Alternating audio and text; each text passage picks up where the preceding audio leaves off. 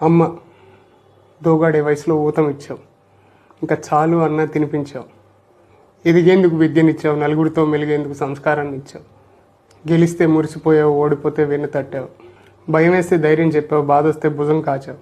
ఆనందాలను మాకు పంచావు, కష్టాలను నీతోనే ఉంచేసుకున్నావు. ఒక తప్పు చేస్తే మందలించావు, ఇంకా పెద్ద తప్పు చేస్తే 2 దవడలు వాయించావు.